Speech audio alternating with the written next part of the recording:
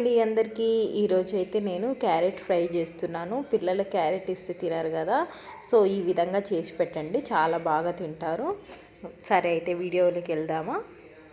ముందుగా క్యారెట్ని ఈ విధంగా అయితే తురుముకోవాలండి మనము. తర్వాత గ్యాస్ ఆన్ చేసి ఒక ప్యాన్ అయితే మనము పెట్టుకోవాలండి. ప్యాన్లో కొంచెం ఆయిల్ వేసుకోవాలండి. ఆయిల్ హీట్ ఎక్కాక అందులో పోపు గింజలు అయితే వేసుకోవాలండి. అందులోనే ఆనియన్స్, 2 పచ్చిమిర్చి వేసుకొని బాగా ఫ్రై చేసుకోవాలండి.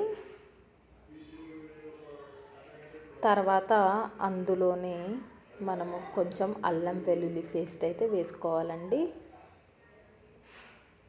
అది కూడా బాగా కలవబెట్టుకోవాలి. తర్వాత కరివేపాకుని మనము అందులో వేసేసేయాలండి. అది బాగా ఫ్రై అయ్యాక ముందుగా తురుము పెట్టుకున్న క్యారెట్ని మొత్తం అందులో వేసేయాలండి. బాగా కలవబెట్టుకోవాలండి. అందులోనే పసుపు 1 టేబుల్ స్పూన్, 2 టేబుల్ స్పూన్ కారం వేసుకోవాలండి. అందులోనే సాల్ట్ వేసుకోవాలి సరిపడా. అంతా బాగా కలవబెట్టుకోవాలండి.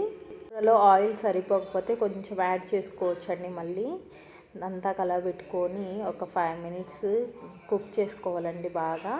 తర్వాత కొత్తిమీర వేసుకుంటే ఎంతో ఈజీగా క్యారెట్ ఫ్రై రెడీ అయింది.